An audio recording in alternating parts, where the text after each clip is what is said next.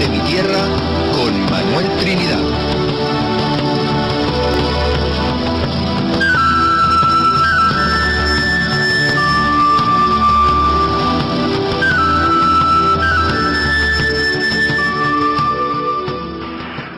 Hola amigos, saludamos a todos los oyentes del Rincón Extremeño y a Tini Grajera en los estudios de Radio Unión Cataluña. Hoy, 29 de marzo, os hablamos como siempre desde Cáceres, un sábado más para llevar a esas tierras catalanas donde hay tantos paisanos un poquito de Extremadura. Y desde luego, por supuesto, a todo Internet, a las personas que nos quieran escuchar desde la página web de Radio Unión Cataluña. Y como sabéis, ya hemos entrado en la primavera. Y aunque por el momento, desgraciadamente, es el frío y la lluvia lo que hemos tenido, esperamos que pronto mejoren las temperaturas para poder disfrutarla en toda su plenitud. La primavera, amigos, es cuando el campo recupera todo su brillo y los árboles, de estar desnudos todo el invierno, se llenan de hojas y de flores. Se vuelve de nuevo a escuchar con fuerza el canto de los pájaros, el sonido de los arroyos o de los regatos, como he leído por ahí en internet a nuestra querida amiga Paqui. Los regatos que llenan todos los campos extremeños y esos valles de Extremadura que se pueblan de multitud de aromas, por lo que invitan mucho a salir al campo. Es un momento mágico y hay que dejar esas casas que están todavía frías del invierno y vamos a salir un poquito a disfrutar de la naturaleza y de muchas fiestas que se celebran en los pueblos extremeños. ¿Y qué persona más adecuada hoy, una persona que ya la hemos tenido otras veces en el Rincón y seguro que la conocéis, para hablarnos de la primavera y de cómo los árboles recuperan su alma, ese alma, digamos, que ha estado dormida durante el invierno? Y esa persona se llama Miguel Herrero Uceda, al que no es difícil ver con sus hermanos Antonio, Fran y Elisa, por esos pueblos de Extremadura, hablando de sus dos grandes pasiones, que son la naturaleza y las tradiciones extremeñas, que aprendieron a amar allá en su infancia, en su pueblo Ceclavín. Miguel Herrero es profesor de la Universidad Complutense y escritor comprometido con todo lo relativo a la defensa del medio ambiente y la conservación de los saberes tradicionales de la cultura rural.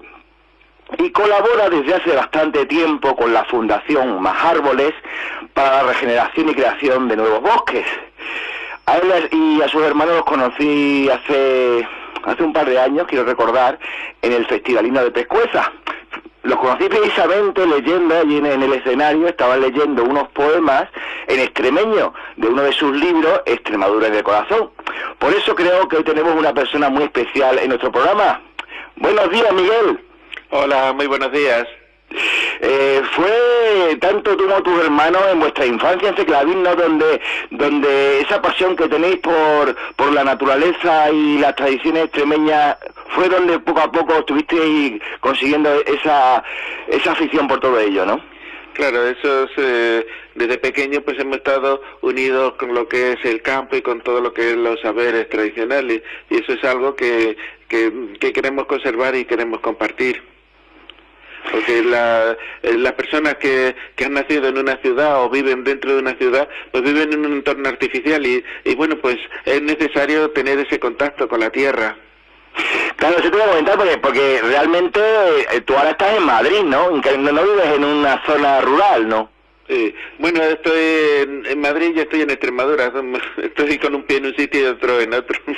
Sí, que constantemente estás viniendo, ¿no? Bueno, y precisamente uno de los temas que queremos hablar contigo es que dentro de las estaciones del año entramos en la estación en la que hay un estallido de la naturaleza y cuando comienza la primavera. ¿Qué nos podrías hablar de la primavera? Bueno, pues es una estación que desde luego es privilegiada. Después de que se ha pasado todos los fríos del invierno, pues está toda la naturaleza en latencia. Quiere empezar a vivir, a explotar.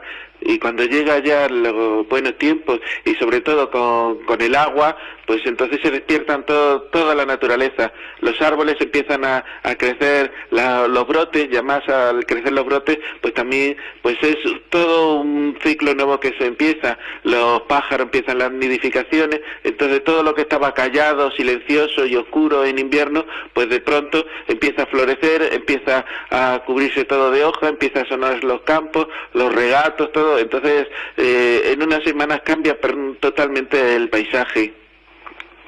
Has escrito muchos libros, sobre todo ya hemos comentado tus temas más importantes, tanto naturaleza como la cultura rural, y hay uno concretamente que nos ha llamado mucho la atención, que se titula El alma de los árboles, que incluso hiciste una edición ampliada en el año 2008. Uh-huh. Pero ¿los árboles tienen alma realmente, Miguel?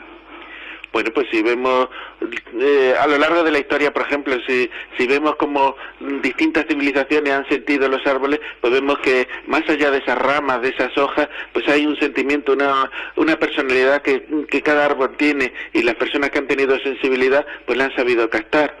Por ejemplo, ahora que estamos en primavera, pues hay una historia muy bonita de los almendros. Los almendros florecen antes de que salgan las hojas. Cuando está todavía todo el campo con un aspecto de invierno, pues empieza a florecer con esa cúpula de flores blancas, pues da una sensación de alegría, de júbilo, de que llega el buen tiempo. Y además, como son flores blancas, pues hablan de buenos sentimientos. Y así los antiguos griegos hablaban de esta floración a través de un mito.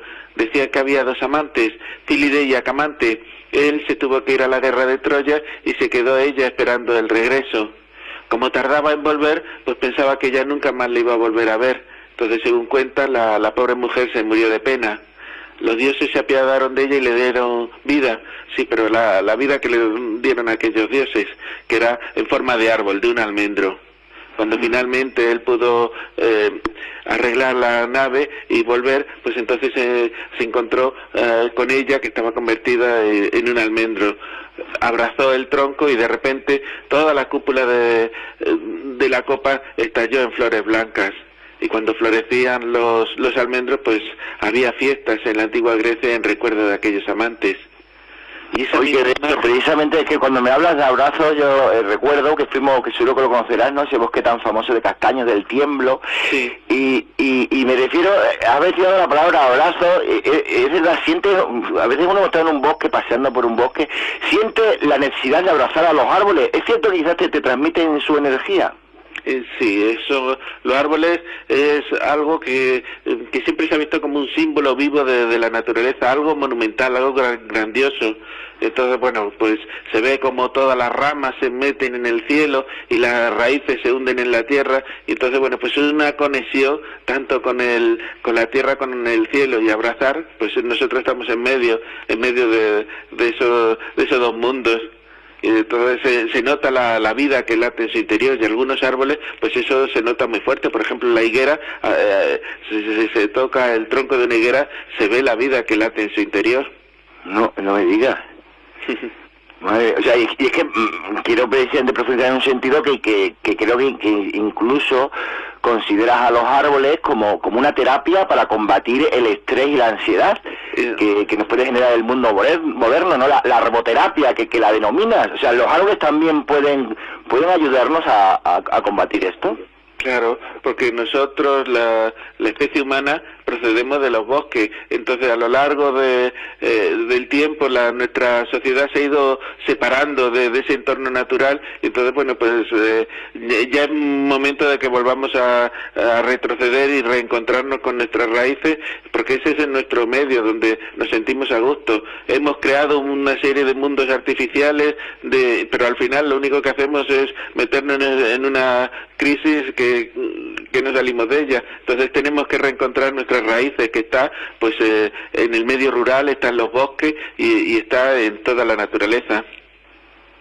Se me ocurre en el sentido que hablas de combatir el estrés, que por ejemplo pasear por un bosque de hayas, que concretamente en tu libro lo denominas como el bosque de las hadas, ¿no? Eso desde luego debe ser muy relajante, ¿no?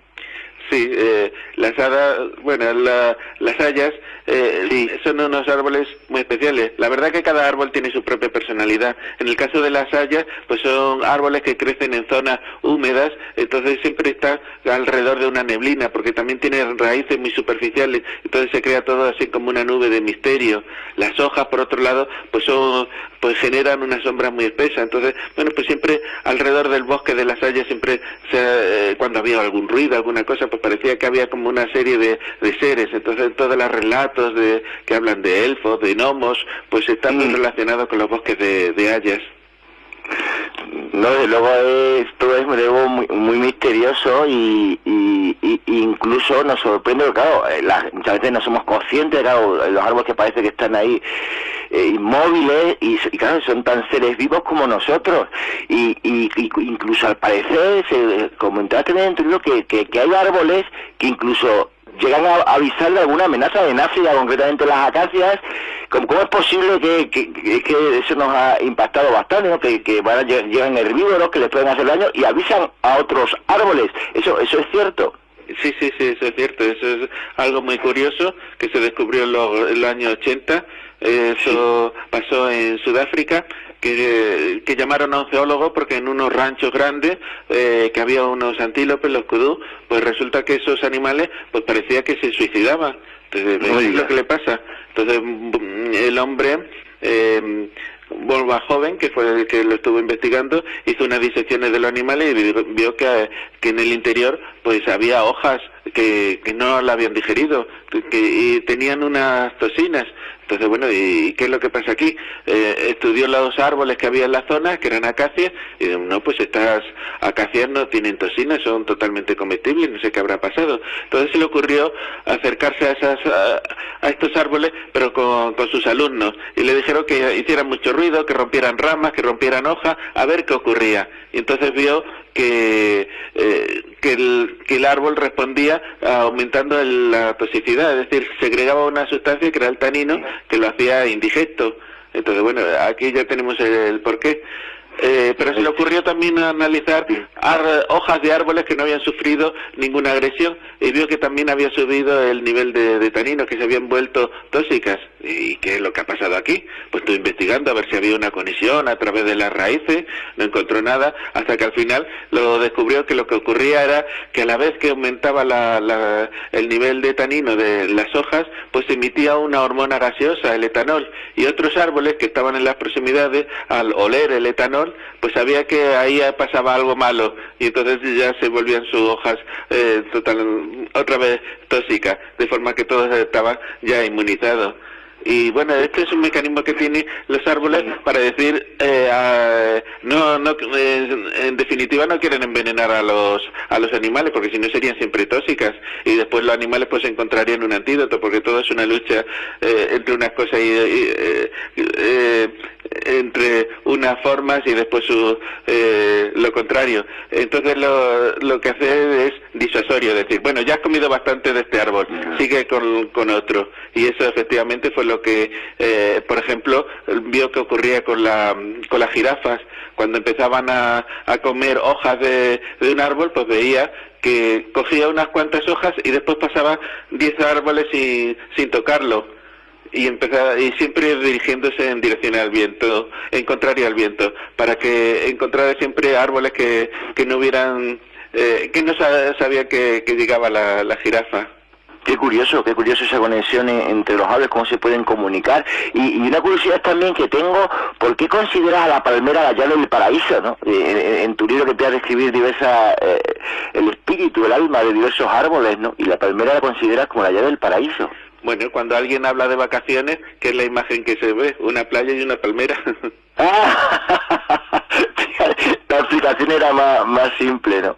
Sí, y además, bueno, en las zonas tropicales, pues las palmeras es el árbol que es el central de todo ello, y bueno, pues sirve para todos los menesteres de la vida, desde la vivienda, para alimento, protección, para ver vestiduras, para bebidas, y bueno, pues es increíble, todo gira alrededor de la palmera.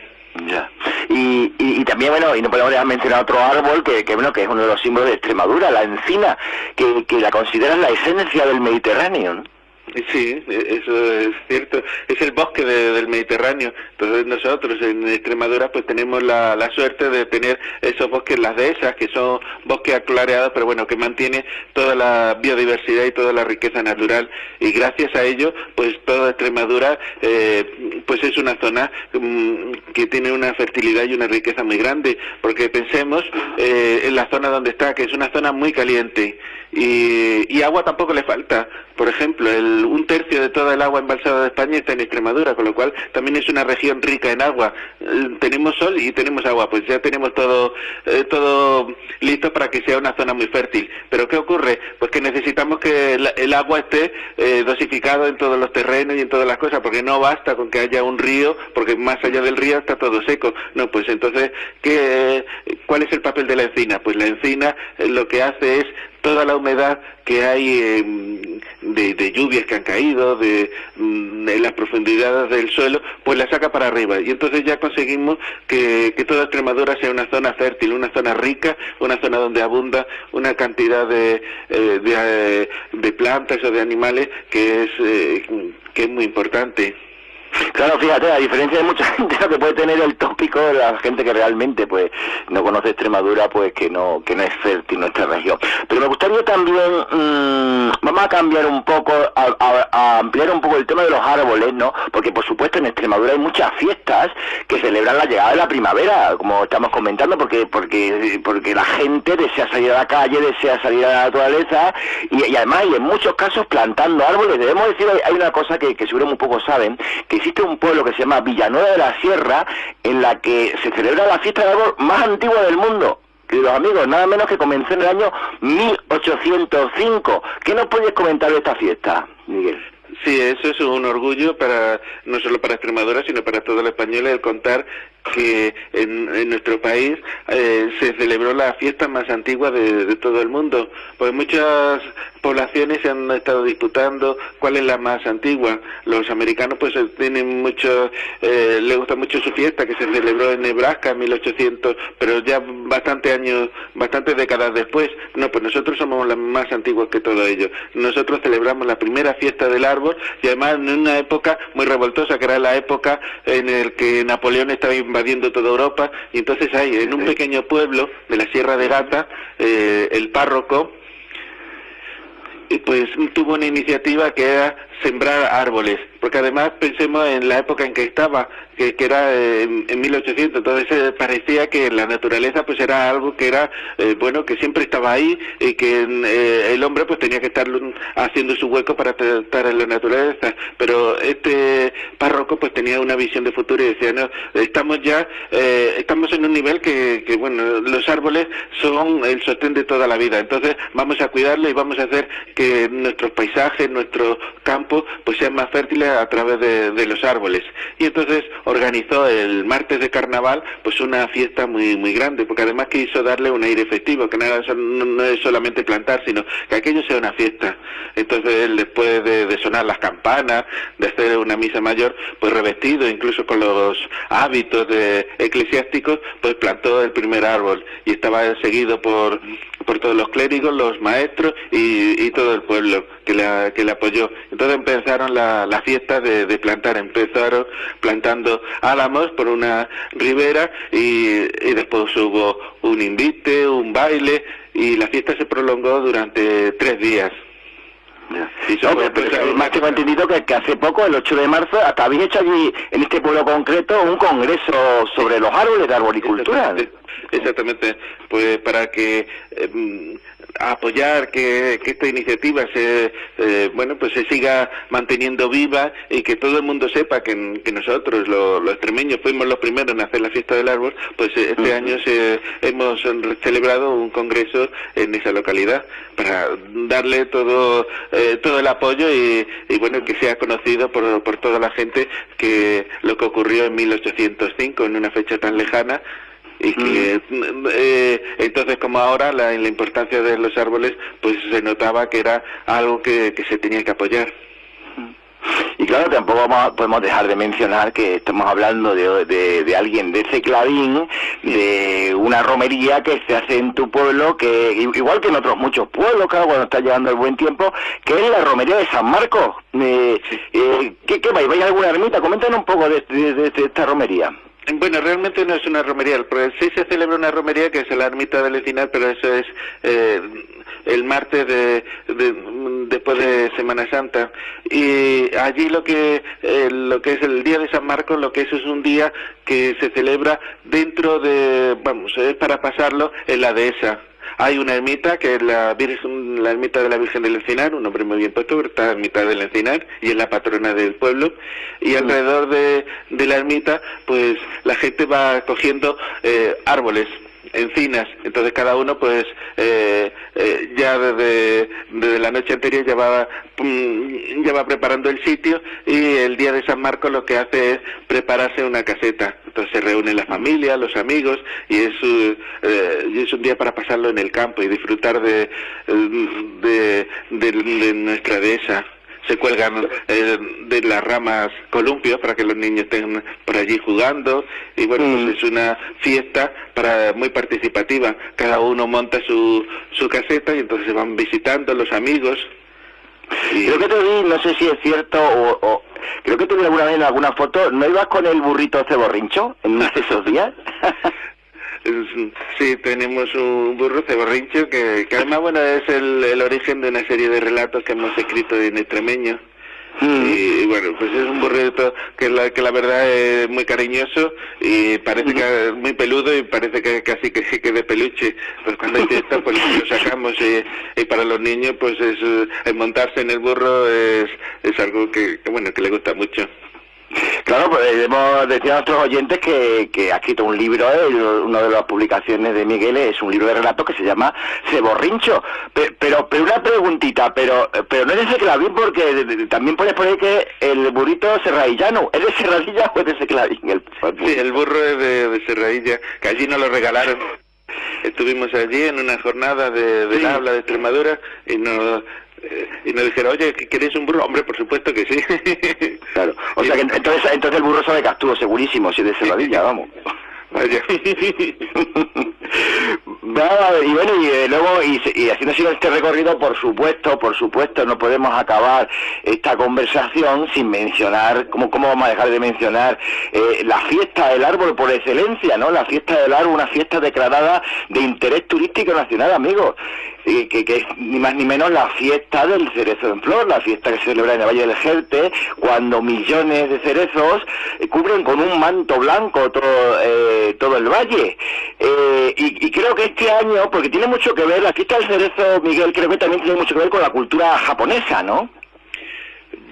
Bueno, la verdad es que cuando florecen, como antes estábamos hablando del almendro, el cerezo, pues son árboles hermanos, pues ya es el inicio de la primavera, y entonces hay fiestas a lo largo de todos los sitios donde están estos árboles.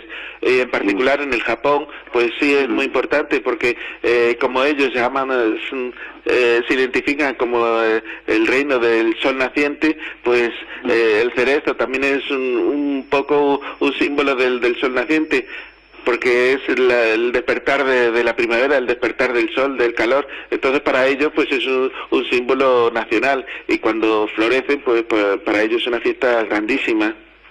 Entonces, sí, sí, no, que debo indicar, bueno, que hoy concretamente, ahora mismo deben estar, porque este año uno de los lugares donde se celebra la fiesta del cerezo del flor es en el Torno. O sea, ahora mismo concretamente deben estar haciendo la ruta de la Garganta Puria, una ruta que yo hice gracias a Manolo Robles, el borreguero, que bueno, que desde aquí le doy un fuerte abrazo, y también saludo a Pablo Muñoz, que tiene en plena plaza del pueblo del Torno, tiene un excelente albergue, Albergerte, y precisamente debemos comentar, por eso te comentaba un poco la cultura japonesa, Miguel, que este año, una de las primeras veces, se ha dado también un homenaje a la cultura japonesa, que la flor del cerezo, que se llama allí la sakura. La sakura en japonés es la flor del cerezo, y por primera vez pues hay japoneses en el torno, en la fiesta del cerezo en flor, y por ejemplo esta mañana puedo comentar que bueno, que los amigos que nos están oyendo realmente no nos tenían que estar oyendo, tenían que coger su coche e irse a la fiesta del cerezo en flor, porque fijaos, nada menos que esta mañana, concretamente a las 12:45, hay un recital nada menos que de arpa japonesa, interpretado por Yoshi Sakai, y después habrá un concierto de tambores japoneses a cargo de Sewa Taiko. Es muy interesante el tema de la cultura japonesa, porque y me ha recordado un poco a ti, Miguel, cuando le sacas esa filosofía, ese alma de los árboles, porque para ellos hay un día que es cuando florecen los cerezos, que se llama Anami, que para los japoneses es una cosa como significa Anami reflexionar sobre la naturaleza, sobre lo efímera que es la vida, ¿no? Que nacen las flores tan bellas, pero luego desaparecen, ¿no? Es muy interesante toda esa filosofía de los árboles, ¿no, Miguel? Sí, y bueno, también como anécdota podría contar que en Londres sembraron cerezos después de la Segunda Guerra Mundial para confraternizarse con el pueblo japonés, lo que habían sido hasta ese momento sus enemigos en la guerra, pues ahora los árboles sembraban lo que las armas habían puesto por medio.